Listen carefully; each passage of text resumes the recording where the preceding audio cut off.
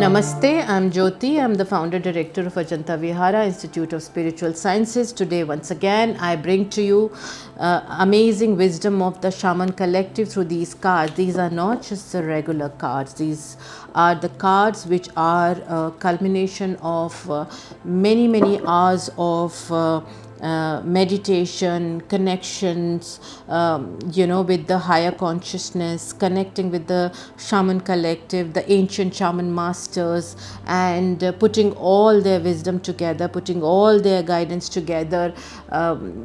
It took about 2 years of channeling, 2 years of being guided by them, and about a year of putting these into a form of a tarot deck. And now that I've been guided, I am bringing it to you after almost about 5 years from the time that I started receiving this particular guidance. So these are powerful cards. These are very sacred to me, and these are available with Ajanta Vihara Institute of Spiritual Sciences, but it requires a certain kind of training which we offer. If you want to understand and know how you can do that, please look for details in the caption, and you will be you'll be able to maybe have your own deck if you're ready and you get trained well. So let's try to understand what the shamans have to say to you this week. I've been doing week to week reading every week because it just helps, because we are so tuned into this weekly system of time. We are so bound by time as days, as 24 hours, as weeks, as months. So subconsciously mind is programmed into this 7-day cycle.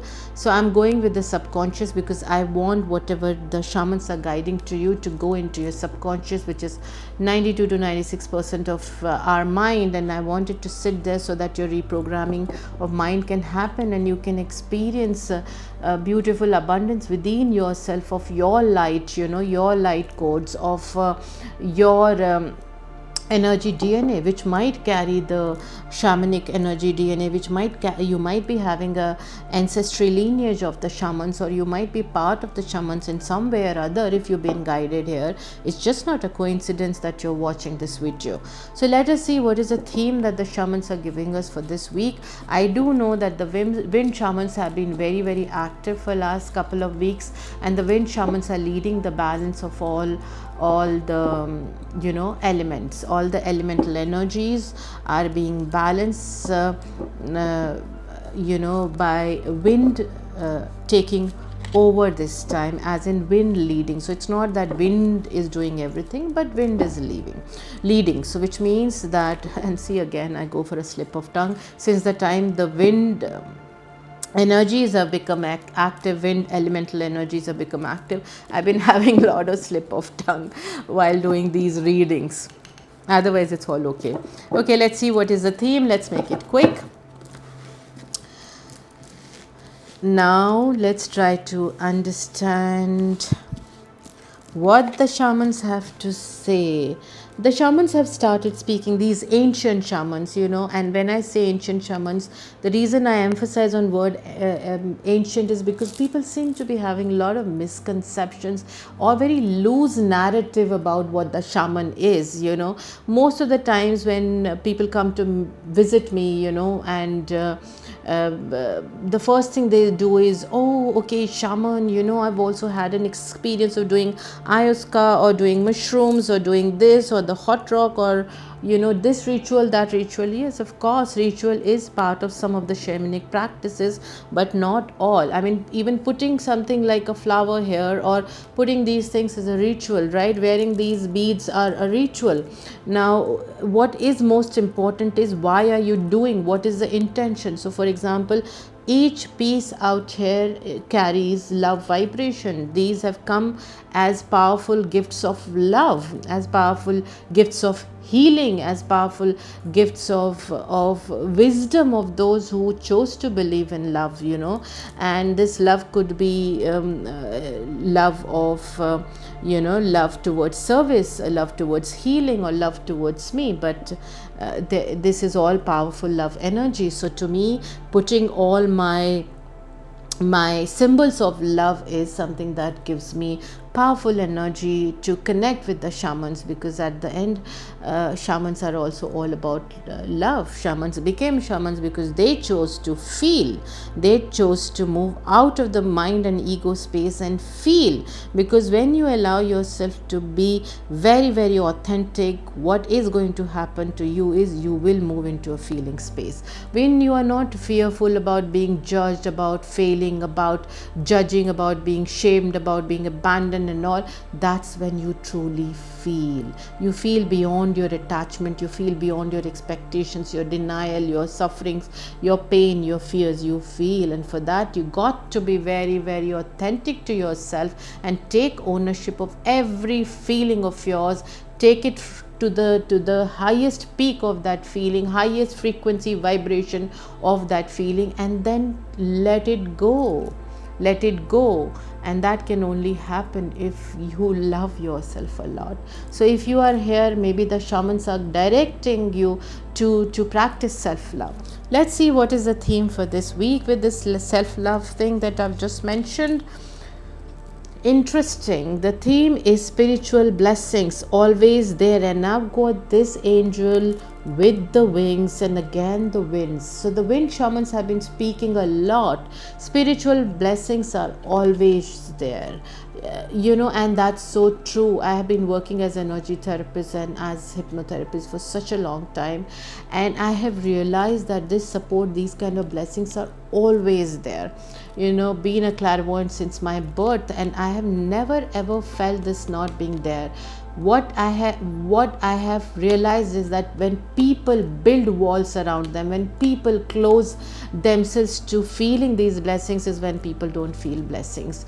Irrespective of what kind of reality you're living, you might be some big film producer, you might be a big industrial tycoon, you might be a scientist, whoever you are, doesn't matter what kind of practical background or emotional or spiritual background you come from.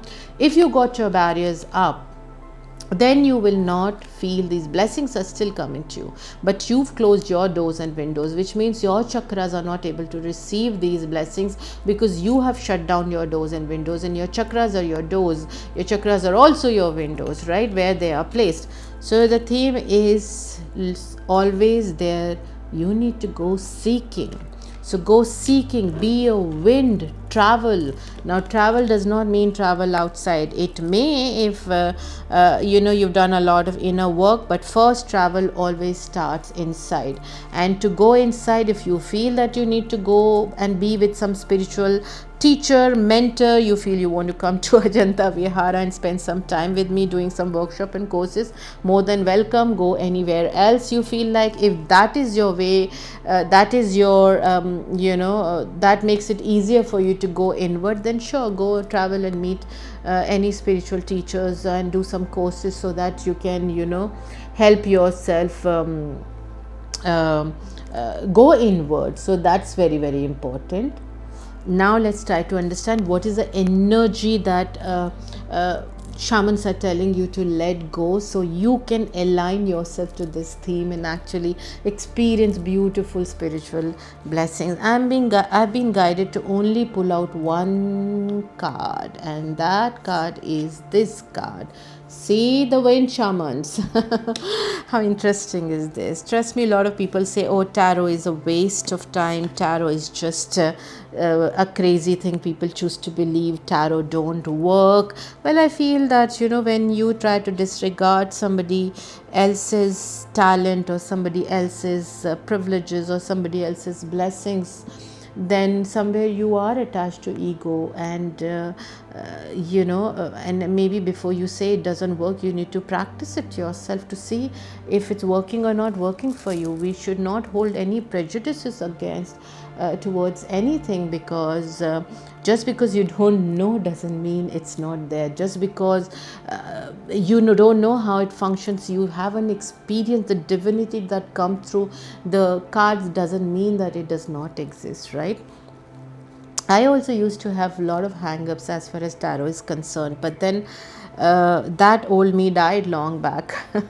So let's see what is the incoming guidance. And once again, today I'm just being guided to pull out two cards.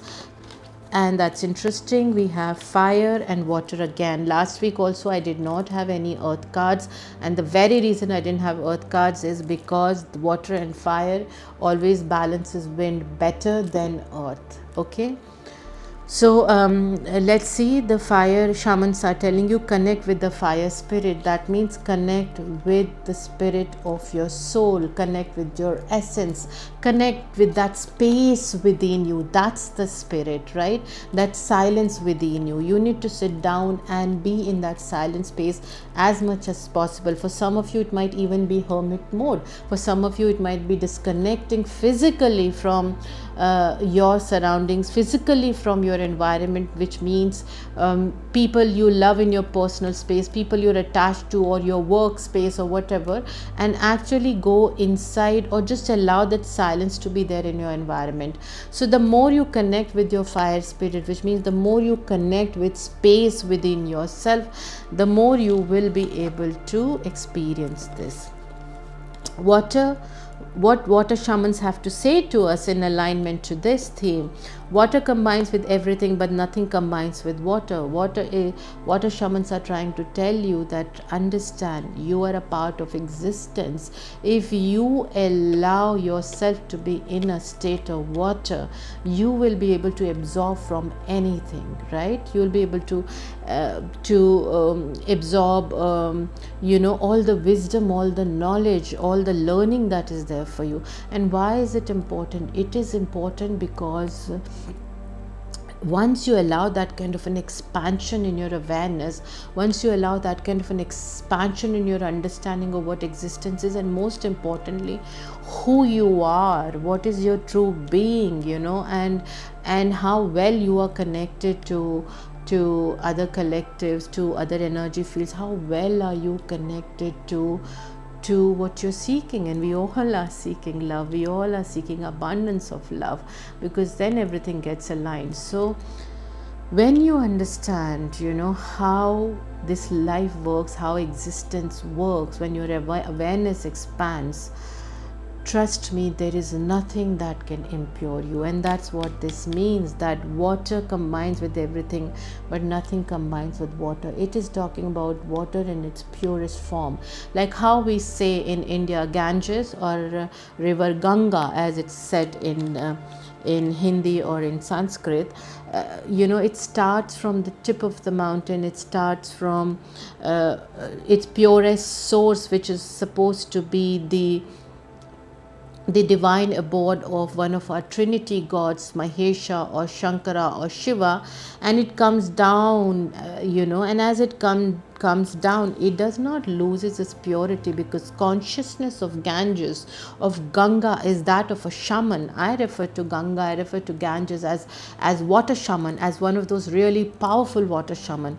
So when she comes down, because it is referred to as the feminine, when it comes down, it does not loses its essence, it does not loses its divinity, it doesn't loses its purity, right? It's high frequency. So once you come into that expansive awareness of yourself, as a soul, as consciousness, as a part of a larger consciousness, as a part of various collectives, as a part of this universal consciousness, this Brahman, what we call in Sanskrit, right? The creation, the source, Gaia, whatever you want to refer to it. When you expand yourself to embrace all that knowledge, then there's nothing that can impure you. There's nothing that can stop you from experiencing truest form of abundance, because it's all abundant out there. And if you allow yourself to open up to that understanding, you will also be abundant. So that is what the shamans are telling to you. I hope this helps, and I look forward to seeing you next week as we move forward. I'm sure either your ascendant masters will start connecting with you, great shamans will start connecting, or you will start to feel certain shift in yourself, to realize maybe the light codes you carry, the connection you carry within yourself to such powerful great masters. Till next time, love and light.